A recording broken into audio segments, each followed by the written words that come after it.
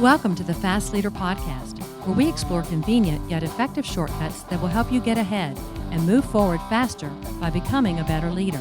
And now, here's your host, customer and employee engagement expert, and certified emotional intelligence practitioner, Jim Rimbach. Need a powerful and entertaining way to ignite your next conference, retreat, or team building session?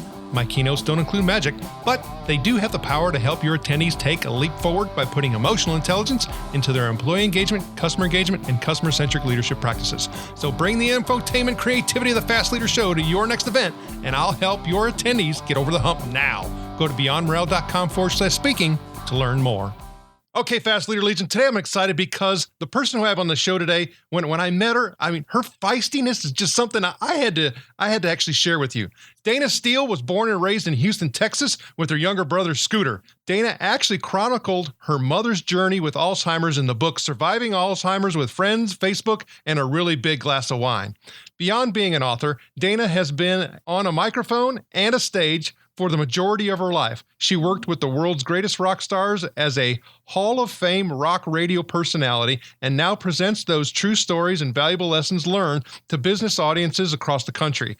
Dayna is the host of the Rock Your Business, a television series featuring successful rock artists turned successful entrepreneurs with side businesses including coffee, wineries, inventions, biomedical research, foundations, hotels, restaurants, shoes, clothing, marketing companies, and more. Dayna herself is a successful entrepreneur, having created the Space Store, Steele Media Services, and a success strategy consulting company. Throughout her career, Dayna has garnered national accolades. She was named one of the 100 most important radio talk show hosts by Talkers Magazine, nominated as Local Radio Personality of the Year by Billboard Magazine, and has been inducted into the Texas Radio Hall of Fame. AOL called her one of the foremost experts on career networking, and Reader's Digest named Dayna as one of the 35 people who inspire us. ABC News called her advice ridiculously sane. As an author, Dayna created the popular 101 Ways to Rock Your World book series, LinkedIn 101 Ways to Rock Your Personal Brand, and Rock to the Top: What I Learned About Success from the World's Greatest Rock Stars. She is also a regular contributor to the Huffington Post and is the chief caring expert and spokesperson for Caring.com. Dayna lives in Seabrook, Texas with her husband, author and former NASA pilot Charles Justice, and 3 sons. She is a member of the Screen Actors Guild and invests in Broadway musicals. She drinks good wine and plays bad golf. Dayna Steele, are you ready to help us get over the hump? I am. Now, I've given our listeners a little bit about you, but can you tell us what your current passion is so that we can get to know you even better? You know, my current passion is the television show. It's actually called The Rock Business, and it came about from my speech and from my books where I talk about, what I learned about success from these rock stars. And what I started noticing is a lot of the rock stars, especially the older ones, they're in a position now where they're successful, they're touring, they have time off, they have, more money than dirt. And instead of just playing golf and relaxing and doing nothing, they're all entrepreneurs at heart. Sammy Hagar, of course, being one of the ones maybe people know the most about with his tequila company and his rum company. A lot of people don't realize, though, Sammy's been an entrepreneur for a long time, way back when he was just a solo artist. And he realized how much they were paying in commissions to travel agencies. He got licensed. He started a travel agency. And that was actually a bone of contention between him and Eddie Van Halen a little bit later on, when Eddie found out they were booking 200 people every day through Sammy's travel agency. So Sammy was getting a little bit of money off of all that Van Halen travel. Sammy owns a whole bunch of boutique hotels and restaurants now in the States. And he recently, I think his latest endeavor is a fire suppression company, when he found out how much he was having to pay companies to put in sprinkler systems. So, he's just one of the examples. You've seen Gene Simmons and all of his businesses on, Family Jewels and Celebrity Apprentice. Another great story. I could go on forever, but these are the kind of artists we want to highlight. For example, nobody knows Bob Dylan is a welder. He's a certified welder. He welded the artwork that graces the entrance to a new hotel in Maryland. Can you imagine all of the construction workers that walked past this welder with his mask down and had no idea that was Bob Dylan? So I love the fact that I learned about business from these rock stars. And then I'm discovering that these rock stars are like me. We are serial entrepreneurs. We can't just relax and go play golf and leave well enough alone. We're up every day going, okay, let's start another business. Let's drive ourselves absolutely crazy and try to create another successful business. Well, thanks for sharing that. As I was thinking and you were, talking about these different, rock stars, and I started seeing this connection to, the creativity, the creation aspect of it. And then the creation aspect that we need to have in business that oftentimes is missing. Well, I always say it's not just talent. That's the reason there's rock stars and then there's one-hit wonders in any business, whether it's music or insurance or whatever. You see some of these people that they're so incredibly talented, but they just can't seem to get it together. They just can't seem to succeed. And it's the same with musicians. And what I discovered working with these people and watching these people and studying and now writing and speaking about these people is that not only do they have the talent and that creativity, but they have this incredible discipline and work ethic. They network like crazy. They're extremely smart. I say I narrow it down to make it easy for people. 4 rock star principles of success. The first one is passion, obviously loving what you do, but finding people that love what you do and delivering to their passion in every single thing you do. It's not about you. It's about the customer. The second thing is knowledge. It's constantly learning. If you're not getting up first thing in the morning and watching the news and knowing what's going on in the world, whether you like politics or religion or sports or whatever, you need to have a general idea of everything that's going on in the world around you. Otherwise, how are you going to recognize opportunity? And the third thing is networking. It's all about who you know and what you do for them. And the fourth thing is appreciation. It's constantly letting people know that you appreciate what they do, whether it's the fans or your coworkers or strangers or somebody that, held the door for you.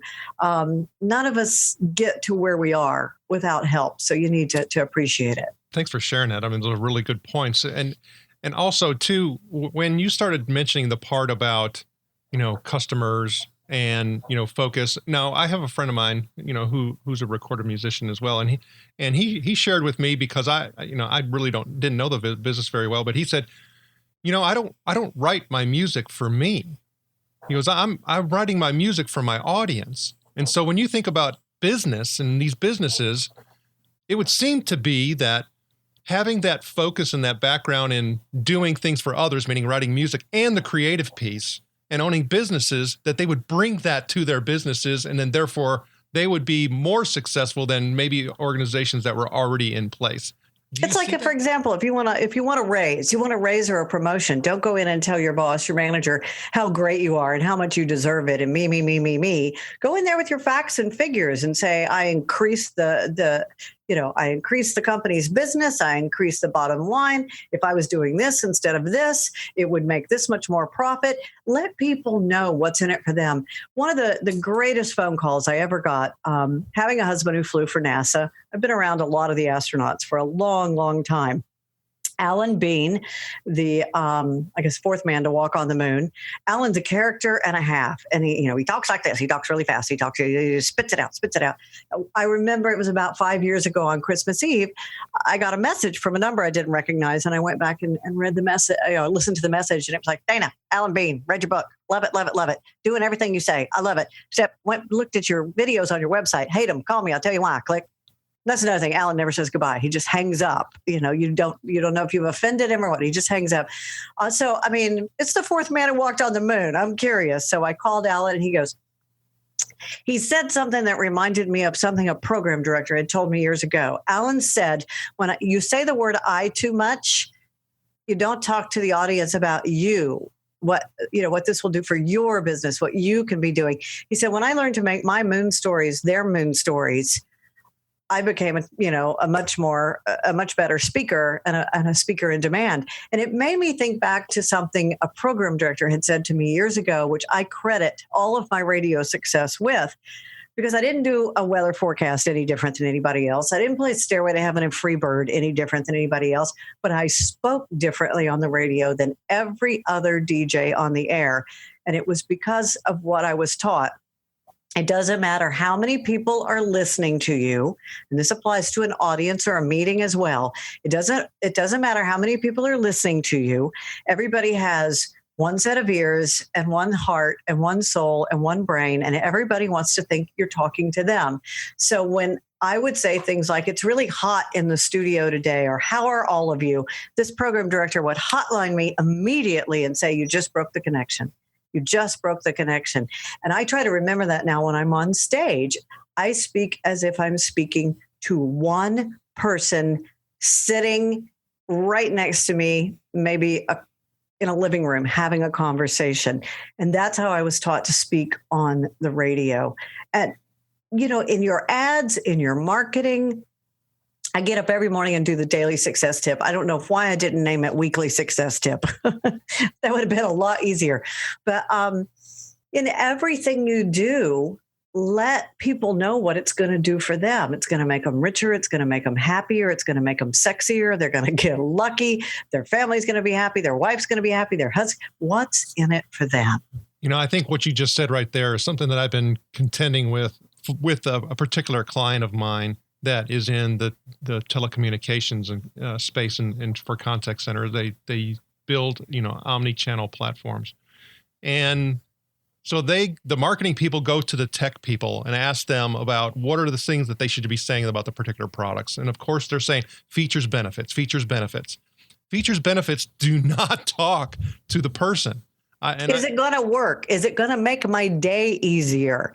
How do I make the stupid printer recognize I have 2 tray options? I mean, that's all I want to know. I don't want to know the specs. I spent all morning trying to figure out how to get one of my apps to recognize the fact that I have 2 trays in this printer, and I won't say names. And I have looked it up, and all I've seen is, 6 Google page search results of specs. I don't want specs. I just want to use the damn tray too. Right. I think being able to make that switch and understand how those features and benefits can talk to the individual, that's when they start being converted into value. Yeah, I don't care how many customers you have. You can be the biggest airline in the world, but all I care is about my luggage today. I don't care about your systems, your processes. The computer doesn't see it. I want to know a real person cares about me and my wants and needs. And it doesn't matter how big your contact center is. When I call you, I better not recognize you're reading from a script. I want to know you have been waiting for me to call, whether you have or not. And that makes such a huge, huge difference. I know when no matter how mad I am if I'm calling customer service, I learned a trick, and I even used it this morning. I had to call on some medical insurance stuff, one of the worst contact call centers in the world. But I always say, they say, thank you for calling. This is Teresa. Your call may be recorded, blah, blah, blah, blah, blah. May I have your account number? I'm like, hey, Teresa, Happy New Year. How you doing today? That throws them off every time, no matter what country they're in. They're like, Happy New Year, But then you can yell at them. But but whatever. You see what I'm saying? It's that human interaction. We're all humans. We're not robots. I don't need your processes. I don't need your tech. I need to know you're going to help me or make things better. Or when I buy your widget, I'm going to be widget happy, whatever. And that's a great piece of advice too, because what you did is you caused a pattern disruption. And you know how I like to disrupt things. That's my job. That comes from years of rock and roll radio. I used to say, if I hadn't been called into the general manager's office at least once a week, I was not doing my job. Well, without a doubt. I mean, you bring a lot of passion. You've had the opportunity and the blessing to be exposed to a lot of passion with all the people in the network that you've built and the interviews that you've had and the people you've met. And one of the things that we look at for on the show is leadership quotes, because they can contain so much passion. And I shouldn't say leadership quotes, just quotes in general. Is there a quote or two that you can share with us that has passion in it for you? A quote from me or one of my favorite quotes? One of your favorites. Oh, Albert Einstein. Albert Einstein. If at first the idea is not absurd, there's no hope for it. I got that on a coffee mug from Amazon when I was one of their very first customers. They sent their first customers, every single first customer, like in this first year, when I think Bezos was still in his garage, got a coffee cup for Christmas that year, coffee mug. I was so sad when that finally broke a couple of years ago, but that was the quote on it. If at first the idea is not absurd, then there's probably no hope for it. I love that. What do you got to lose? That works for everybody unless you're a brain surgeon. Please don't say that if you're my brain surgeon. But people are always worried. What are people going to think? What if I fail? I quit radio. I quit a pretty highly paid radio gig in 1990 because I always wanted to know what it was like to act for a living. I gave everything up. I sold my house. I surprised everyone. I moved to LA and discovered I could not act my way out of a box. But I did discover you could put groceries on a credit card. So I survived for about 9 months. Ended up coming back and doubling my salary in radio. And people always say to me, well, that time you failed in LA, it's like, I didn't fail. I discovered I couldn't act. And I have great, respect now for people who do like toilet paper commercials and stuff. It's not an easy life out there. I think that's probably one of the best things I've ever done in my entire career is to quit and move to LA to try to act because I discovered I can survive anything. I love it. So for me, I'm going to definitely walk away with being able to embrace more absurdity. Yeah, just go for it. What do you got to lose? Again, unless you're a brain surgeon, please don't do that. Now, I also know, too, I mean, you just described one of those situations where you had a hump to get over and, great lesson learned. But we do those. I mean, we have to have those. We have to embrace the absurdity and find out when maybe it really was absurd. Those are all humps that we have to get over. Is there a story that you can share with us when you had to get over the hump? Yeah, probably the acting thing, getting over the fact that, I can't act. It didn't work. Let's move back. Let's do radio. I don't know. Somebody said to me once, one of my record people, she bought me a book. She said, you try so many different things and you fail so many times and you just pick yourself up and you just keep going. And I really had to stop and think about that because I've never looked at it as failing. It's like it just didn't work. Take the parts that did work and move forward. Take the parts that didn't work and remember that. There's an old book. The book she gave me was called There Must Be a Pony. And I love this story. I tell this often on stage to all kinds of groups. And the short version, and there are two brothers standing outside a barn. They open the doors. The barn is full to the rafters with, horse poo. One brother looks at it and says, well, there's nothing but horse poo in here and walks off disgusted. And the other brother looks at it, grabs a shovel and goes, there must be a pony. The hump is the poo. I'm just a firm believer that there is a pony on the other side of it. And I'm just going to keep going. And if something doesn't work, set it aside and try a different way. Okay, but I got to know because okay, what? You got to share. You moved out to California. You had all these high hopes. You were what transpired for you to finally say, that didn't work? It transpired in the first week. I didn't know you don't just go to LA and call a casting director of the #1 television show on the air and say, hey, I'm in town. Can I come by? But one of a record guy that I knew said, I didn't even know him that well. He called me and he said, I'm just so impressed that you would just give up everything and go so bravely out to LA. He goes, here's my sister's name and number. When you get out there, tell her I told you to call. And who knows? She's a casting director. Maybe she'll have something for you. Well, it turns out it's Ronnie Yeskel who's casting LA Law, the #1 TV show on the air at the time. And again, I didn't know you don't just call. And I think she was so stunned that I just went, hey, your brother said call. Can I come by? She said, come by. And we hit it off. She said, I have a part in next week's episode for a newscaster. Why don't you read the script? So I read it for her. And she went, that's great. Why don't you come back and read for the producers? And we'll get you in the episode next week. And I'm like, that was so cool. I drove through the gates of Paramount Studios that you see in all the movies. And I came back to read for the producers and I froze. I was terrified. I had never read for producers. I'd done an AFTRA I had done a commercial in Texas at the time when AFTRA and SAG, the two unions, were separated. But in Texas, if you were a member of one, you were automatically a member of the other. So I didn't realize what sort of gold I was holding in my hand when I arrived in LA with the Screen Actors Guild membership already in my hand. So they assumed I had done television or movies or something because I was a member of the Screen Actors Guild. And I froze. I just froze. And I went on several more auditions. And the more auditions I went on, that very first major audition for the #1 television show in the country at the time, I knew when I walked out, I'm an incredible DJ. I can be Dayna Steele 24/7, but I can't be anybody else. I suck. I'm just awful. And I tried a few more, and I think I auditioned for a cat food commercial that was based on the old Gary Larson comic, What You Say to the Dog and What the Dog Hears. And I had to audition in front of these producers and tell them in 30 seconds how great the cat food was, only using the word blah, blah, blah, blah, blah, blah, blah, blah, blah, blah, blah. And I was just dating Charlie at the time, and he was in town. So he waited for me in a coffee shop downstairs. And he said, you should have heard all these actresses going, what is my motivation? And I'm thinking, a paycheck, that's my motivation. But, I walked out of that. I remember getting in the rental car, I guess we were in my car, getting in the car with Charlie to go get something to eat. And he goes, how did it go? And I went, I'm ready to come home. This is ridiculous. This is no way to live.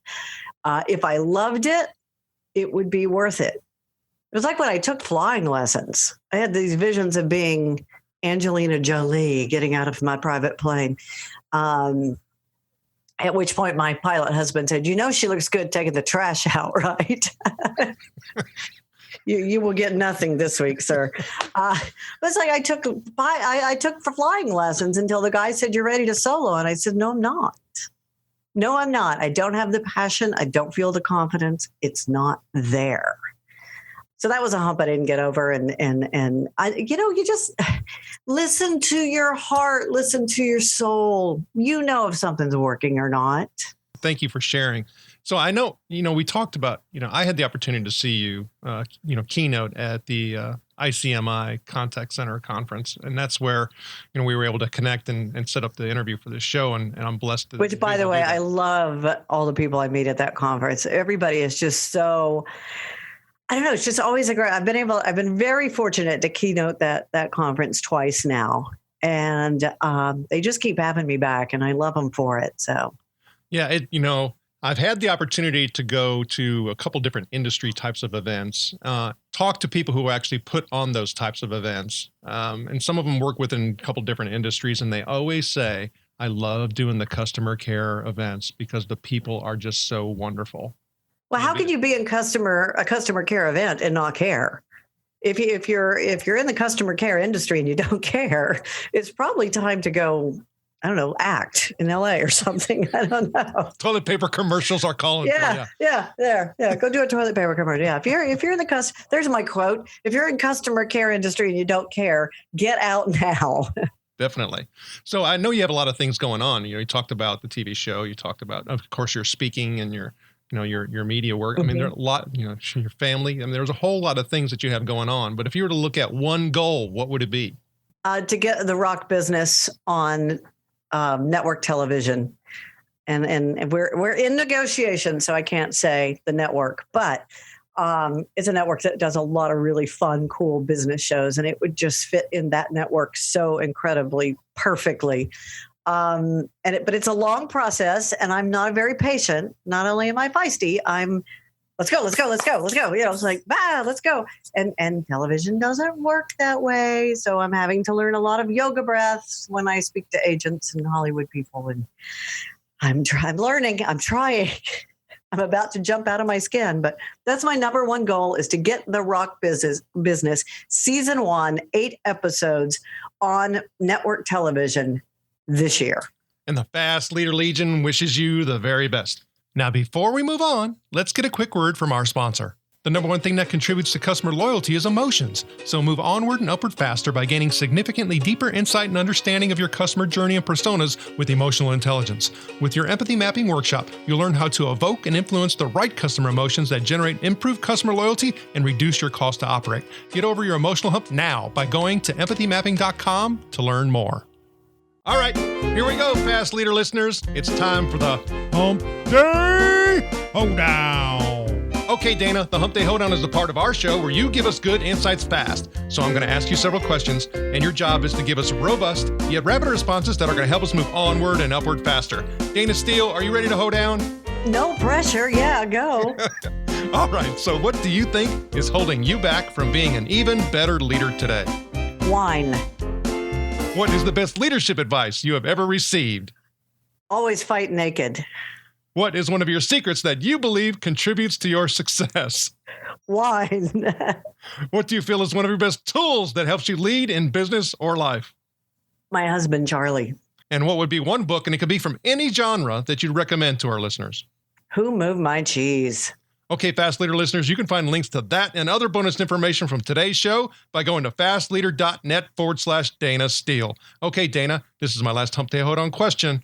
Imagine you were given the opportunity to go back to the age of 25, and you've been given the opportunity to take the knowledge and skills that you have now back with you, but you can't take everything back. You can only choose one. So what skill or piece of knowledge would you take back with you, and why? Learning to listen more. Because I was a talker. I was a mover and a shaker. And, you know, it was the 80s in rock and roll. You're asking me to remember the 80s in rock and roll, either to listen or to really have appreciated all of the situations I got myself into in the 80s. Because I look back now and, you know, I was pretty lucky. I was in rock and roll history in the 80s. It was pretty amazing. But back in the 80s, rock and roll, the guys were wearing more makeup than the women, weren't they? Yeah, they were. We shared eyeliner, but... Dayna Steele, it was an honor to spend time with you today. Can you please share with the Fast Leader Legion how they can connect with you? DaynaSteele.com, DaynaSteele.com. Everything's there. Email, you can find me. I answer it. Go for it. Dayna Steele, thank you for sharing your knowledge and wisdom. The Fast Leader Legion honors you and thanks you for helping us get over the hump. Thank you for joining me on the Fast Leader Show today. For recaps, links from every show, special offers, and access to download and subscribe, if you haven't already, head on over to fastleader.net so we can help you move onward and upward faster.